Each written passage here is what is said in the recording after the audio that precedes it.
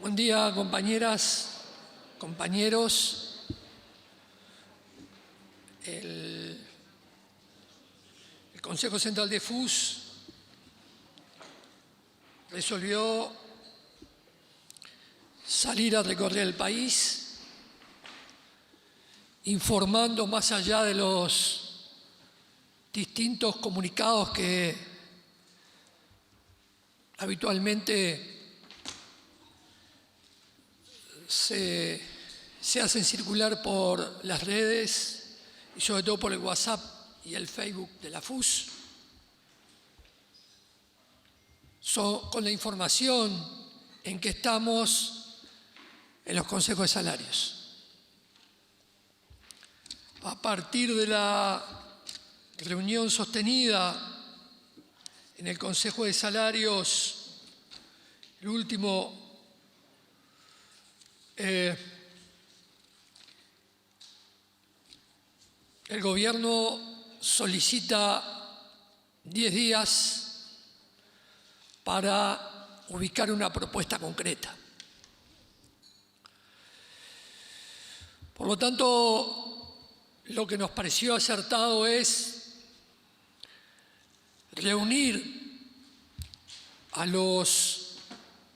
las direcciones sindicales de todo el país. La forma más rápida y más fácil es reunirnos a través de los distintos consejos regionales, encuentros regionales, y eso es lo que venimos haciendo desde el viernes pasado en San José, hoy en Montevideo, mañana en Artigas, traspasado en Maldonado y la semana que viene en Mercedes, en cada uno de los regionales norte, centro sur, litoral sur,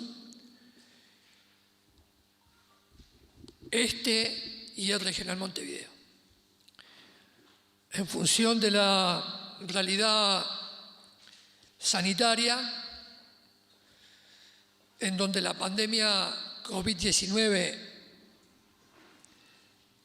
existe y sigue amenazando la salud de nuestro pueblo, donde los trabajadores de la salud privada lo tenemos claro, pero donde hay un mensaje permanente desde el punto de vista oficial que busca un día sí y otro también tratar de disimular los efectos del COVID y hablar de una economía abierta y prestigiarse mediante una cadena de radio y televisión permanente que empezó el 13 de marzo con la declaración de emergencia sanitaria nacional y sigue todos los días. Es decir que el gobierno que asumió el 1 de marzo, como ya lo definió la FUS en diciembre, en su dirección nacional de fin de año, en el encuentro de direcciones sindicales de febrero con respecto al tema de la ley de urgente consideración, como también lo planteó en la dirección nacional de marzo, y donde lo iba a discutir en el Congreso de abril, el cual debió ser suspendido por el tema de la pandemia, y que nos obliga a ser cuidadosos con respecto de la distancia social, porque también es claro que si de aquí, de una actividad sindical, surge un foco, todos los muertos que hayan nos los van a tirar a nosotros. Y por lo tanto, debemos ser cuidadosos desde el punto de vista del aspecto sanitario, ya que somos trabajadores de la salud, pero debemos ser cuidadosos desde el punto de vista del aspecto político, ya que somos dirigentes sindicales. Porque la pandemia es una variable independiente que el gobierno la utiliza políticamente para hacer girar en torno de ella las más variables que determinan la vida social, política y económica del país. Y por lo tanto, a caballo de la pandemia, el gobierno, en los 3 escenarios que veíamos en febrero y en marzo, ley de urgente consideración, rendición de cuentas y consejo de salarios, se desarrolla una estrategia de cuño claramente neoliberal que se plantea, entre otras cosas, la reducción de los salarios de los trabajadores, de las jubilaciones y las pasividades, y utilizar una ley de urgente consideración que en algunos casos concretos tiene un carácter sumamente represivo y refleja el contenido de la política de este gobierno. Por lo tanto, también en esta actividad señalamos que la Federación Uruguaya de la Salud ha apoyado o ha votado afirmativamente en la última mesa representativa, junto a todo el PIT-CNT, acompañar el camino de la búsqueda de firmas para anular la ley de urgente consideración, por entender que el grueso de sus artículos son claramente contrarios a los intereses de las grandes mayorías populares. Eso es una etapa futura que hay que ir resolviendo, no es un elemento de discusión hoy, sí es un elemento de información y de perspectivas. Junto con la lucha por nuestro convenio colectivo, junto con la lucha contra la pandemia, seguramente los próximos meses y el año que viene va a estar cruzado todo el año por la campaña de recolección de firmas, algo así como 700.000, para plebiscitar la ley de urgente consideración. Allí hay todo un camino a seguir, definiciones políticas y marco de alianzas que hay que discutir, pero bueno, ese escenario es en la perspectiva inmediata. Hoy en lo concreto estamos enfrentando la negociación más dura y compleja de los últimos 15 años. Porque el objetivo del gobierno es ese,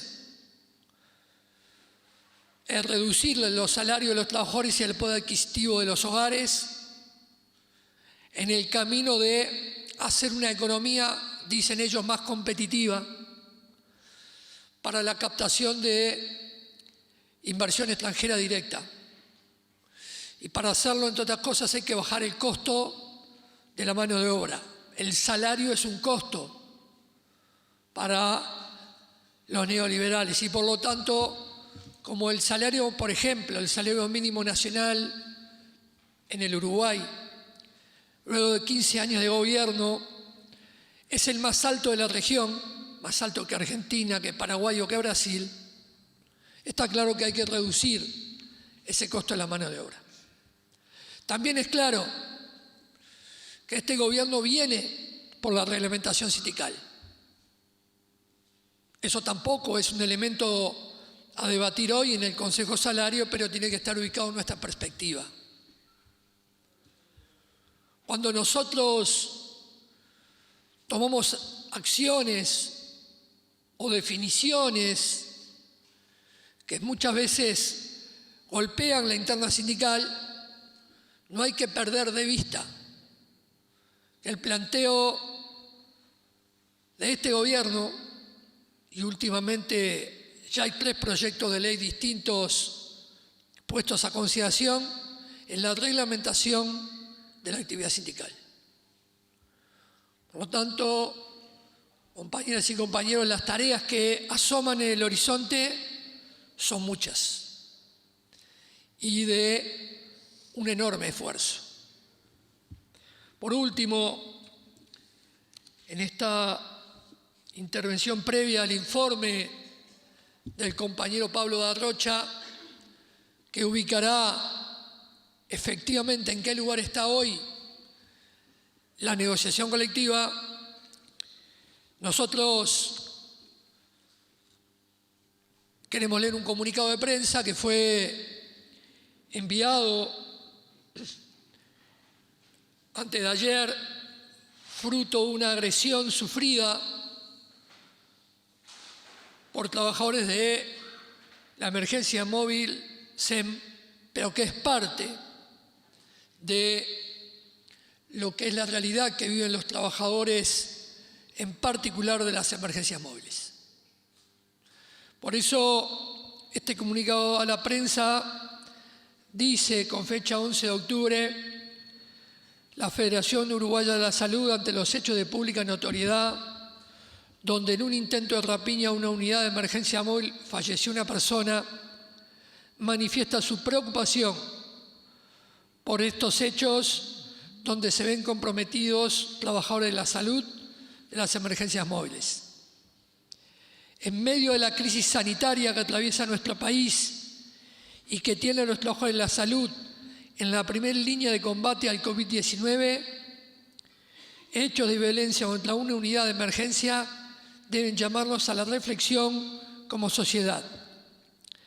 Se solicitará a la brevedad una entrevista al ministro del Interior, doctor Jorge Larrañaga, para manifestarle la desprotección que sufrimos las y los trabajadores de las emergencias móviles en el desempeño de nuestras tareas e intentar encontrar caminos que nos faciliten cumplir con nuestro trabajo, que es un beneficio de nuestra gente sin sufrir ningún tipo de violencia.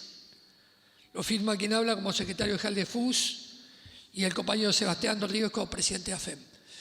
En el día de hoy ya se envió la nota de pedido de entrevista al ministro del Interior y aguardamos en estas horas la respuesta, que esperamos sea afirmativa, del señor ministro del Interior y podamos tener una reunión al respecto.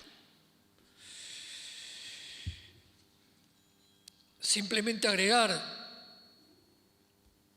como modo de reflexión, ¿no?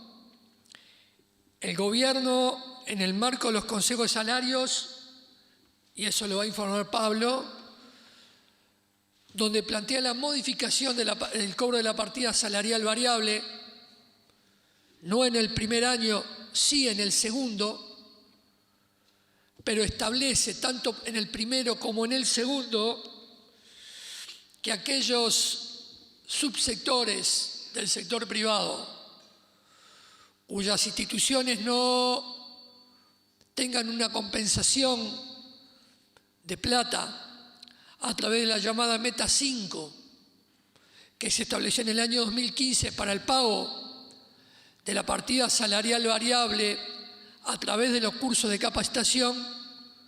Ejemplo, las emergencias móviles, el gobierno nos plantea que esos sectores que no reciben el pago de esa meta 5, no pueden hacerse cargo del pago de la partida salarial variable y nos plantearon desde el primer momento lograr un acuerdo particular para que esos trabajadores no las cobren.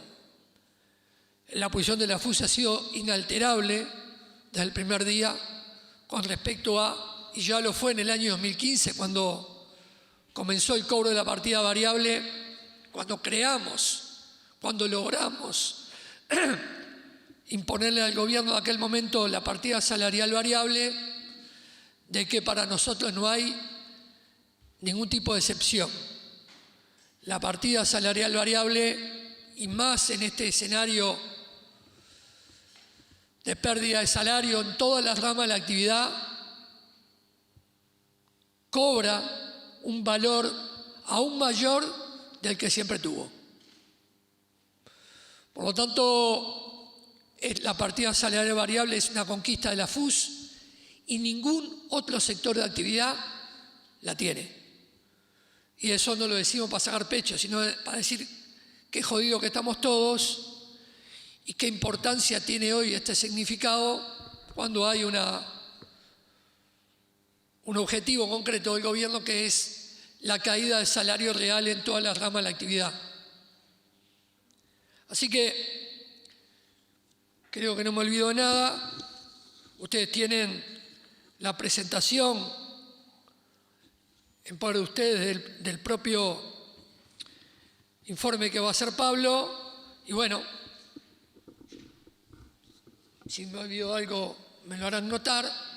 Hasta aquí lo que sería la introducción y el marco general donde estamos ubicando el encuentro regional Montevideo, y le solicitamos al compañero Pablo Arrocha que desarrolle el informe económico de, bueno, lo que es hoy el marco y lo que es hoy las perspectivas que tiene la lucha por nuestro convenio colectivo.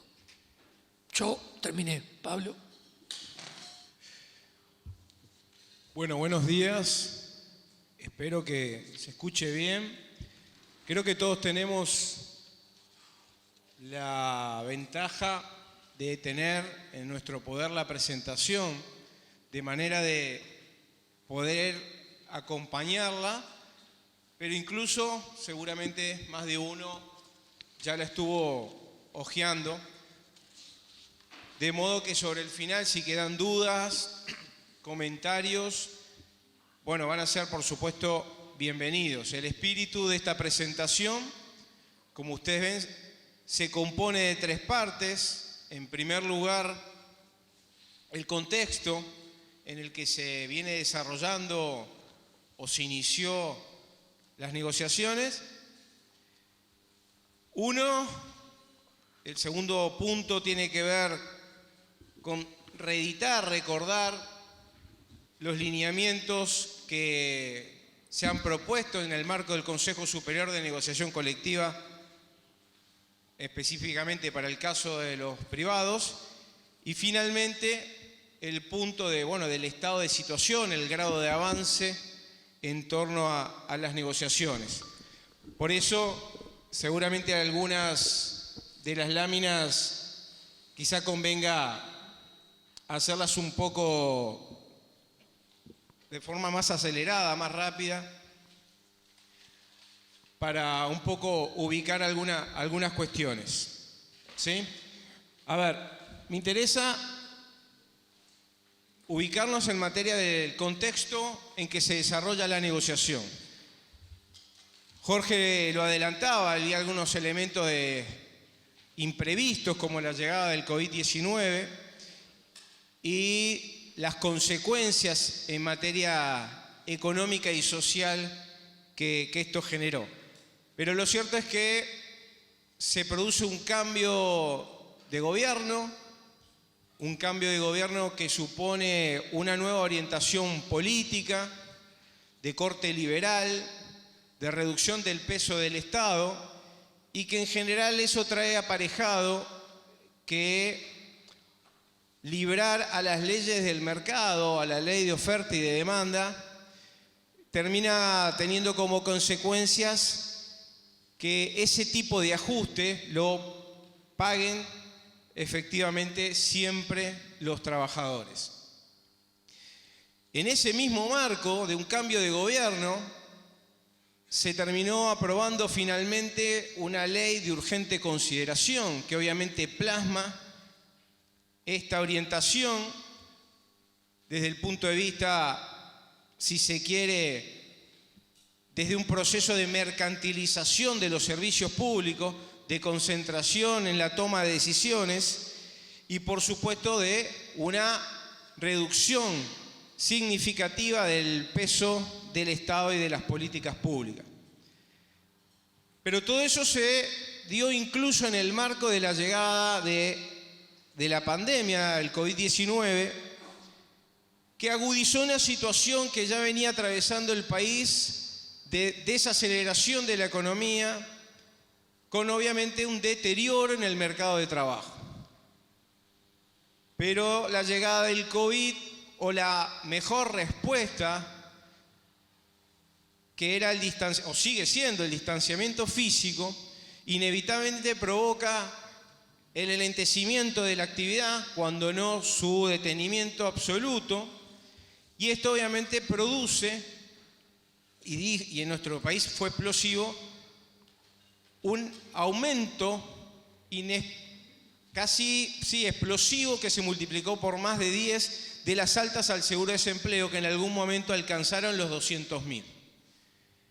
También un aumento significativo en la tasa de desocupación, que rozó el 11%, pero que de alguna manera está subestimada, porque en función a esta situación de la emergencia sanitaria, muchas personas que buscaban empleo dejaron de buscar empleo, se desanimaron, se desalentaron en la búsqueda, y eso desde el punto de vista del cálculo, de la metodología que se utiliza para calcular la tasa de desocupación, hace que haya una menor tasa.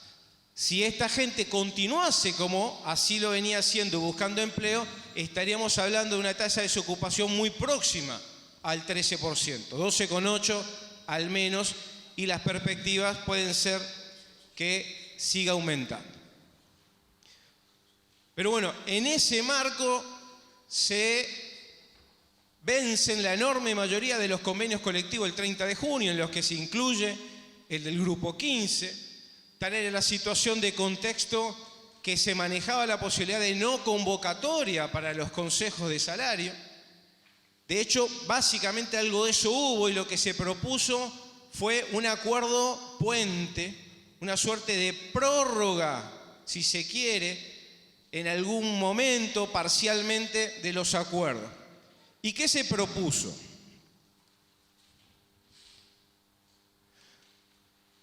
Lo que se propuso para los trabajadores privados era una pauta salarial que implica, configura, pérdida de poder de compra para los trabajadores. Se propone un acuerdo, una extensión de los convenios por 12 meses, con el mantenimiento, se había dicho, eventual de las condiciones que había, pero finalmente en lo que desembocó fue en un acuerdo donde no habría ajuste el primer semestre, habría un adelanto de ajuste el 1 de enero del 2021 de un 3%, y al cabo de los 12 meses se mediría la inflación de ese último año, a lo que se aplicaría un correctivo nominal. ¿Qué implica esto? Es un correctivo parcial en realidad.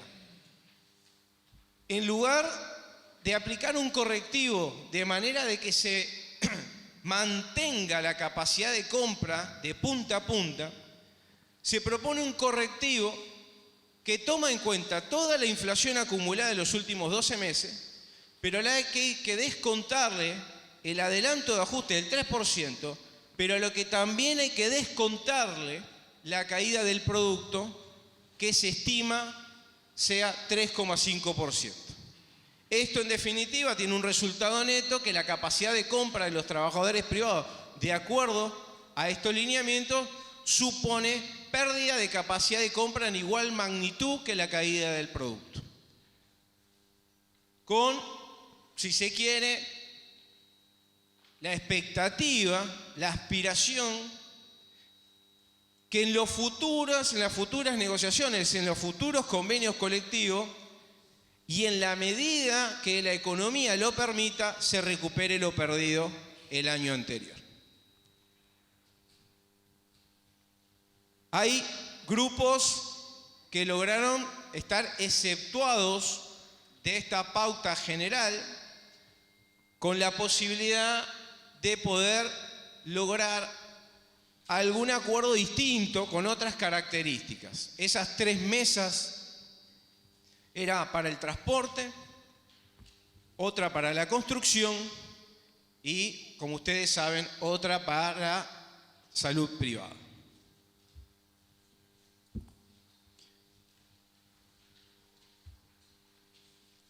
¿Cómo llegamos o con qué aspiraciones o con qué objetivos llegamos a esa mesa especial de negociación colectiva para el Grupo 15?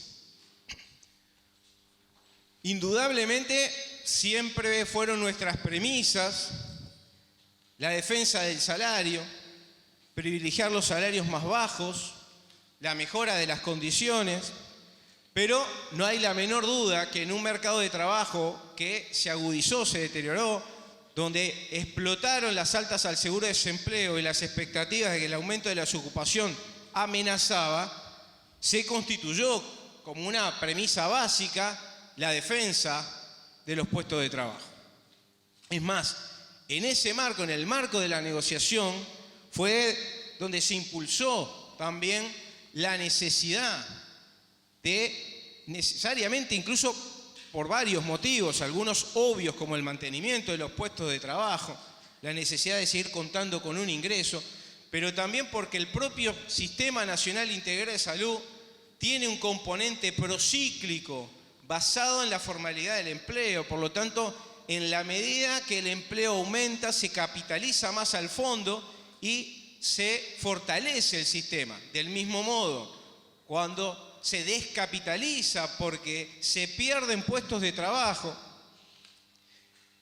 se corre riesgo del sostenimiento del sistema. Por lo tanto, se impulsó desde el vamos la necesidad de la defensa del trabajo, de las extensiones del seguro de desempleo, del mantenimiento incluso de cápitas en colectivos que en algún momento estaban fuera de las previsiones, como eran aquellos trabajadores y trabajadoras unipersonales, monotributistas, que justamente en el momento del enlentecimiento de la actividad o la parálisis de la actividad, cerraron sus unipersonales para evitar seguir acumulando multas, recargos, pagos que están asociados al mantenimiento de esa empresa, pero esa situación provoca no contar más con la cobertura a salud.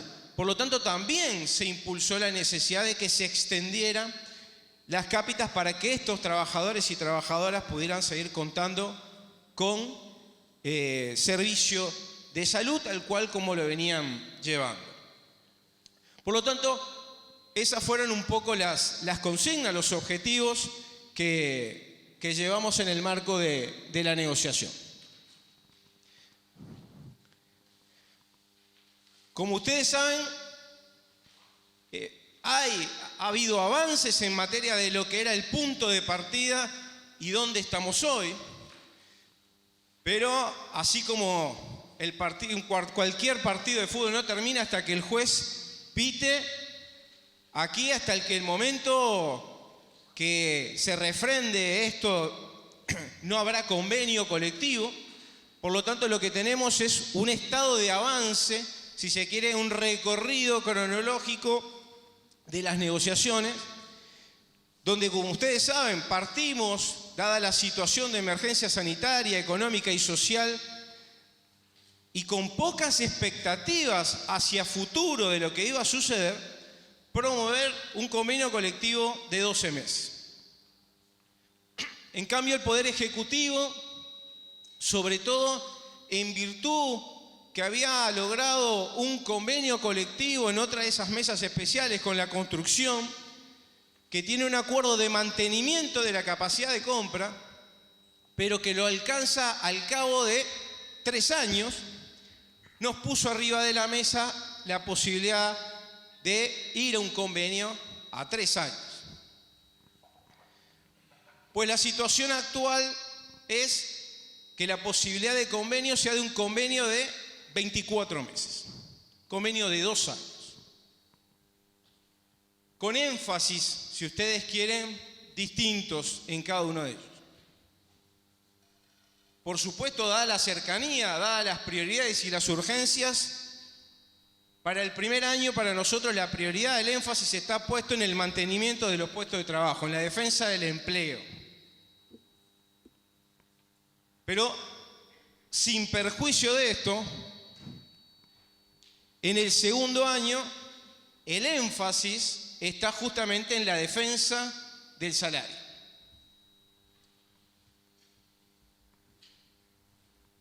En ese esquema,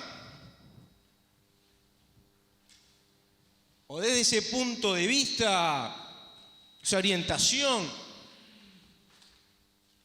lo que habría para considerar es que el primer año, con ese énfasis en el mantenimiento de los puestos de trabajo, en el sentido de nuestra aspiración de incluir una cláusula que evite los despidos por razones de reestructura. Esto es un elemento significativo, sobre todo porque de alguna manera es vulnerar la propia autonomía de gestión que se supone tienen o se embanderan desde el sector privado. Esto se entiende incluso como una intervención, pero habría voluntad en principio de incluir cláusula de esa naturaleza, pero en materia de ajuste nos plegaríamos ese primer año a los lineamientos generales. Es decir, a el 1 de julio no tener un ajuste, recibir un ajuste el 1 de enero cuando empieza el segundo semestre, un 3%,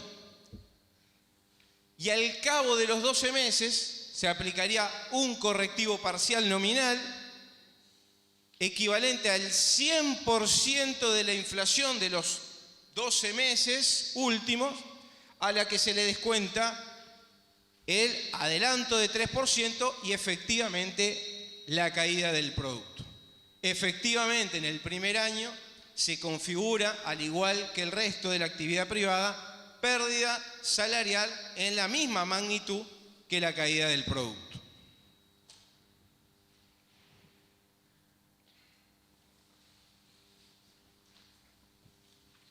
Pero el segundo año, el énfasis, sin perjuicio, insisto, de la defensa del trabajo, está en la recuperación de lo perdido. Y el esquema propuesto es retornar a los ajustes por inflación futura. Por lo tanto, el 1 de julio del 2021, un ajuste de 2,0%, que esa es la proyección inflacionaria correspondiente a ese semestre del año, al segundo semestre del año 2021. Y el 1 de enero del 2022, un nuevo ajuste, también en función a la proyección inflacionaria del primer semestre del año 2022. O sea, ambos ajustes son en función a la inflación proyectada, eso de acuerdo a las estimaciones que figuran en el mensaje que acompaña el proyecto de ley de presupuesto nacional, son las previsiones del gobierno. Y en función de que son proyecciones futuras, que encierran incertidumbre, obviamente implica o abre la posibilidad de que estas previsiones no se cumplan.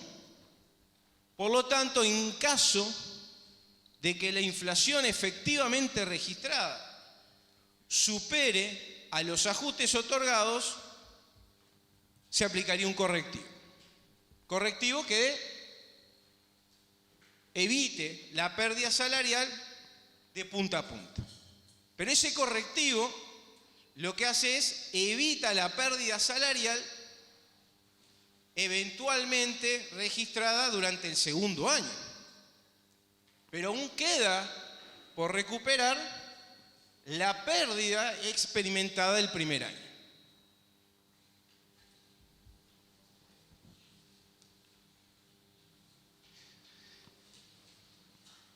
para esa corrección que operaría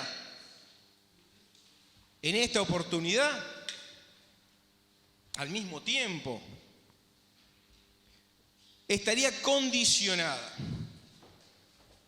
De la misma manera que pueden encontrar en el convenio colectivo de la construcción, algo similar a que los correctivos están asociados a determinados escenarios en que se desarrolle la actividad.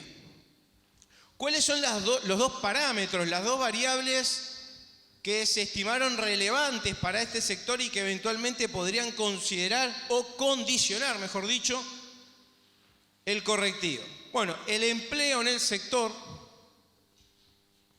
y, como ven ahí, la cantidad de afiliados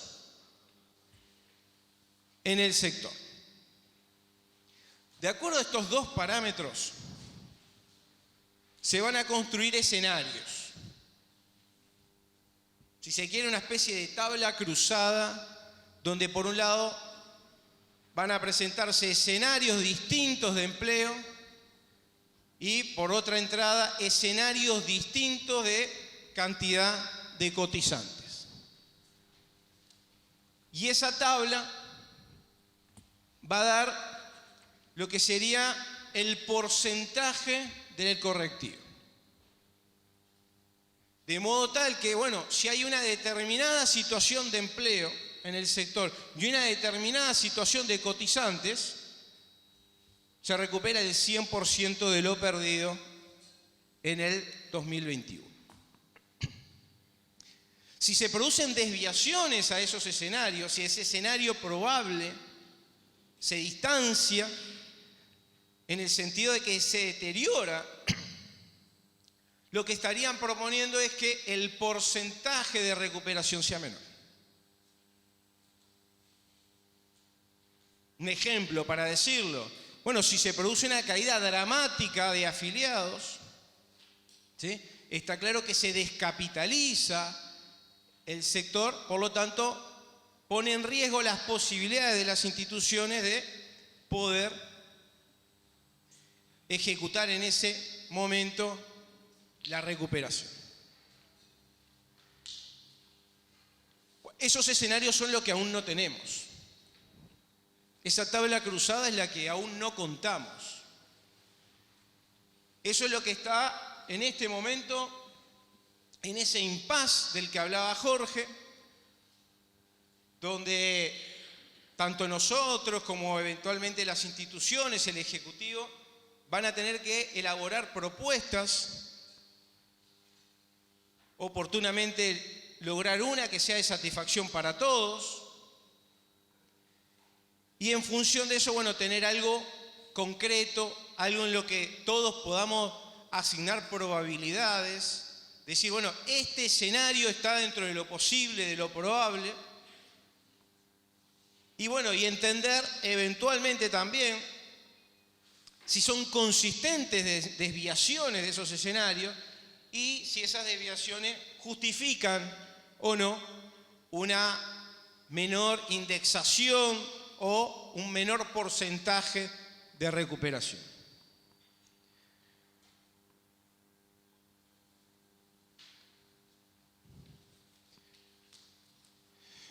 Después, por supuesto que hay un capítulo aparte, pero que forma parte íntegra de las discusiones,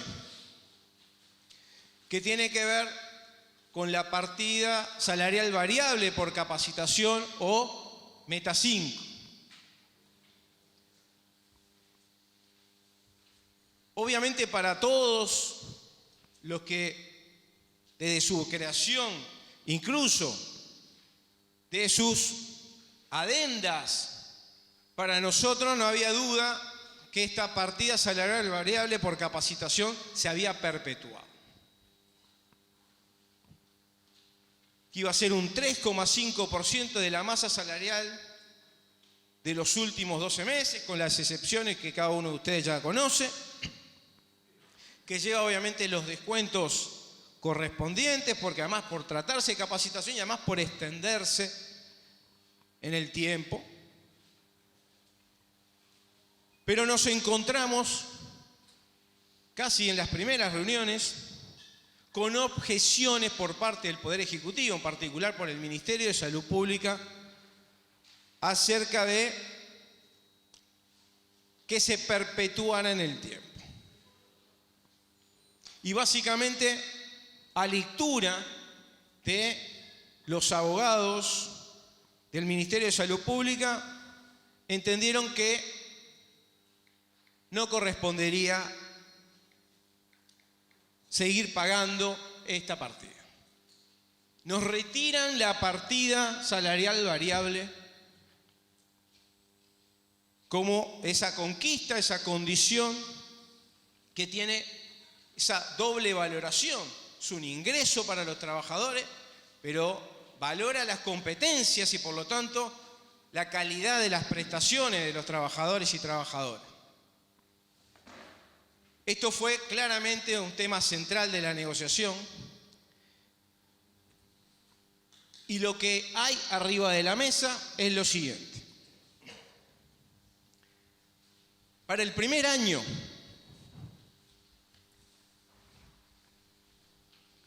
o sea, para diciembre de este año, se pagaría la partida salarial variable por capacitación bajo el mismo formato que se venía pagando. ¿Qué significa formato? Significa eso, el 3,5% de la masa salarial acumulada en los últimos 12 meses con las exclusiones y topes que se venían aplicando. También con la salvedad que hacía Jorge en torno a que quienes debieran o quienes legítimamente les corresponde o les correspondería esta partida son aquellos que provienen de instituciones donde están fonaciadas, por así decirlo, donde habría que ver qué sucedería con los otros casos. Ese sigue siendo un tema que para nosotros es indiscutido, obviamente corresponde para todos los trabajadores y trabajadoras del grupo, independientemente de dicha condición. Pero es un tema que siguen colocando. Pero dado que nos retiran, y es más, entienden como poco menos, es un favor, una gentileza del Ejecutivo la partida del primer año, vienen con una propuesta para el segundo año distinta. Y que es una propuesta para el segundo año. O sea, de ninguna manera tampoco esto implica o supone que este sea la modalidad, el monto, la forma para los años futuros. De hecho, no hay un horizonte más allá por ahora de los 24 meses en torno a esto de que estamos hablando. ¿Y qué es lo que se propone? Hoy se destinan 1.700 millones de pesos para la meta 5. Lo que ellos proponen es destinar la mitad, 850 millones de pesos para esa partida.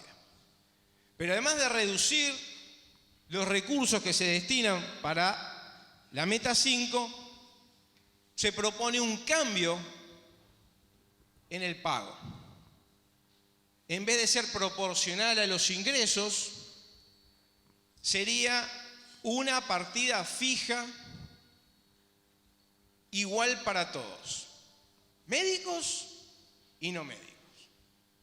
Es agarrar la partida, los 850 millones de pesos, y dividirlo entre una cifra que estará entre los 54.000, cientos más, cientos menos de trabajadores médicos y no médicos. Lo que da una partida en el entorno de los 15.500, 15.600 pesos para cada trabajador y trabajadora por este concepto. Es bueno decir, no de esto, sino de lo anterior, que es una propuesta que ha colocado arriba de la mesa el Poder Ejecutivo sobre la base de nada. Sé que para muchos de nosotros, o de ustedes, de una partida del 3,5 se pasa a lo que sería 1,75, porque es la mitad de los recursos. Bueno, en el marco de la negociación es pasar en realidad de 0 a ese 1,75 o de 0 a tener 850 millones, porque eso sí fue resultado de la negociación. Y esto último, que insisto, la redacción será tan o más importante que los contenidos, sobre todo en función a este cambio en la orientación política y en función a estos pormenores que va a haber que estar muy atento con el negro sobre blanco, que establezca y ampare o garantice cada una de las cuestiones que estamos diciendo o que nos proponemos. Hoy no hay certezas ni probabilidad de que haya o no haya convenio colectivo, más allá de la importancia que tiene para los trabajadores y trabajadoras contar con un convenio colectivo. Pero habrá que ver todo lo que sean cláusulas de salvaguarda, porque así como nos interesa la vinculada a los despidos, así como hay interés por parte del Poder Ejecutivo de considerar cambios en el escenario macroeconómico negativos y que esos escenarios de alguna manera auspicien correcciones menores a las previstas, bueno, entonces también de funcionar estas lógicas, bueno, funcionarán lógicas que si al contrario de un deterioro hay una mejora del escenario macroeconómico, también entonces, lejos de estar discutiendo recuperación, deberíamos estar discutiendo mejora. Por lo tanto, si bien no lo mencionamos, si bien no hay una redacción para compartir, quizá trasladarle, porque esto sí ha sido obviamente de acuerdo, por lo tanto, de quienes participamos, y así lo hemos expresado, la necesidad de ser sumamente cuidadosos en la redacción, de tomarnos el tiempo que sea necesario para analizar cada punto, cada coma, para que la redacción exprese sin la menor duda lo que nos interesa. Lo cierto está, y termino aquí antes de que haya alguna pregunta, que estamos en ese impasse, en ese espacio de análisis, en principio técnico de construcción de escenarios, que a todos nos preocupa el tiempo, pero que lo urgente no conspire con lo importante, que es lograr un convenio colectivo que sea satisfactorio, ¿sí? Que sea de recibo. Esa es por ahora, bueno, quienes participan de la negociación, si entienden que es necesario, obviamente, complementar, que omití algo, obviamente no me lo tienen ni que pedir. Me quería más bien referir a aspectos técnicos más allá de que hubo de otra índole. Así que bueno, muchísimas gracias y bueno, y si hay preguntas, con mucho gusto, y si está dentro de mis posibilidades, las responderé.